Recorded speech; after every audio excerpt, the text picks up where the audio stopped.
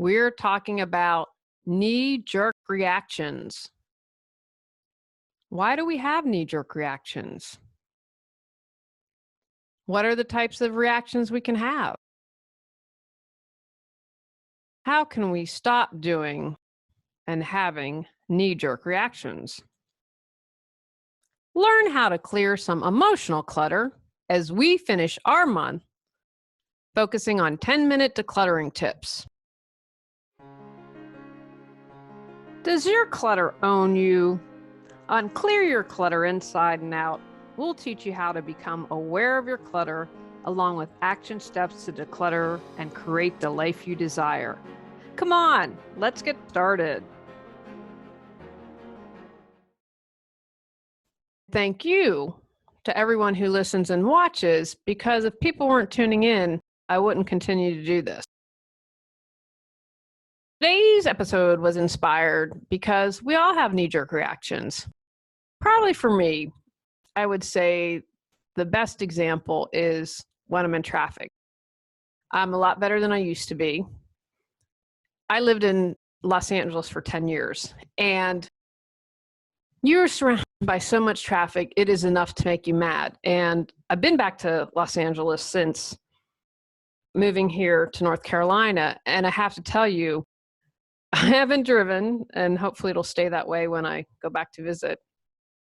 I don't know how I lived there for 10 years, and I know the traffic has only gotten worse. It was just an insane place. In the past, I would have had a knee-jerk default reaction dealing with anyone in traffic. I'd get angry, probably would scream something, maybe not scream. I'm really not a screamer. I have to be really upset to scream. So call them an unkind name, make a unkind gesture. I was completely on autopilot and knee-jerk reaction doing that. I don't even know if I could tell back then how automatic or knee-jerk it was. Another thing that I used to have a knee-jerk reaction to is if someone said something, I would automatically say, or many times have the knee-jerk reaction of, I'm sorry. That was my default reaction. It's my fault. How can I fix it? When the majority of time, it wasn't my fault. I hadn't done anything. It was just, I'm sorry, I'm sorry, I'm sorry. So that was another knee-jerk reaction I have. I share those two because I'm betting a lot of you listening and watching can relate to that. What causes a knee-jerk reaction? Knee-jerk reactions are our quick defenses against anything we believe may harm us. So that makes perfect sense why we have them, right? I'm getting mad at you in traffic, buddy, because you could have cut me off and caused an accident. Our ego is trying to protect us. Our brains detect danger before our awareness kicks in. Now, there's a benefit to this. It can save our lives. If you have a knee-jerk reaction to jump out the window when the house is on fire, not so good if we pull out a gun or knife or our fist in road rage. They occur when we engage, but can also engage the future, right? Have you ever gotten worked up about something that might happen as you go down the crazy road and get a little nuts? I was pretty calm about my wedding. I have to say I was the best, according to the woman that helped my mother. The one thing that, oh my gosh, boy, did annoy me was my husband's friend and his wife. I'm very blessed that the wife did not come to our wedding. It's a time to thank God for small miracles. Without going into too much detail, I had to call a friend to talk me off the cliff because I went absolutely bonkers. I was in the future about what could happen. What are your triggers? Good to know our triggers, right? If we know what triggers us, then it can help prepare us to not go into fight or flight and on that autopilot. As I've mentioned, traffic is one we can all probably relate to. My husband's close friend triggers me as well, as I just mentioned. Still triggers me. I'm working on it, friends. I'm working on it. having our integrity or our intelligence or our ideas or fill in the blank. Anything that makes us feel attacked. Our values, our beliefs. How easily do we slip into our reaction because we feel attacked? Being ignored can also trigger us. I believe in that for sure. Drives me crazy when I feel I'm being ignored. Again, a lot better than I used to be. Perhaps you have a knee-jerk reaction because you're afraid of a loss or that your reputation may be adversely affected. We can all understand that. An example that comes to mind is you are unfairly treated or on social media, someone leaves a bad review and it's really unfair. You can understand why someone would go into fight or flight if that's their business, if that's their livelihood. Some of us have these reactions because we want to win at all costs. Not a really good place to be in. If you're in that place, I'd encourage you to begin to look at that and see if you can move past that. Are any of these sounding like reasons why you get triggered and have knee-jerk reactions? What's ringing true for you? Where are those aha moments coming in as you listen to what I said? How do we stop?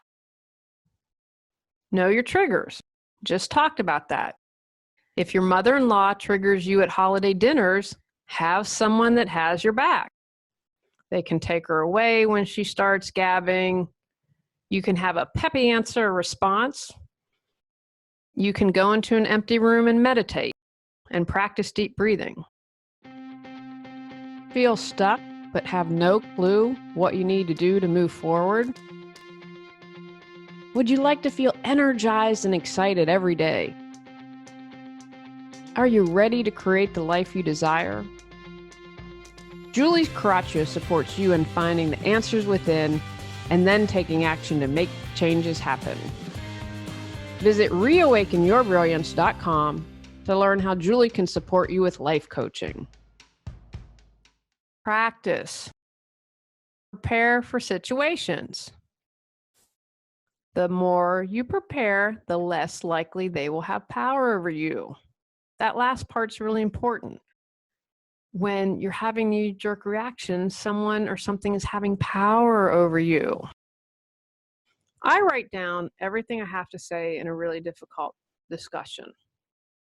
I might talk it over with someone, get advice from Tony or Cotty, kind of plan it out, practice it in the mirror, and that really helps me stay calm and centered when I have to have a difficult conversation. Have a mindfulness practice for in the moment. That's your kind of mindfulness knee-jerk reaction. Maybe it's you count to 10. Maybe you draw smiley faces. Maybe you do breathing or something like tapping or EFT. If you have something that's your go-to when you know you're about to react, that is going to go a long way. Focus on your intent. Bring it back to the present moment. Because if we're triggering something, that's most likely from what's happened in the past. If you're driving, the goal is to get safely home, to work, to the grocery store.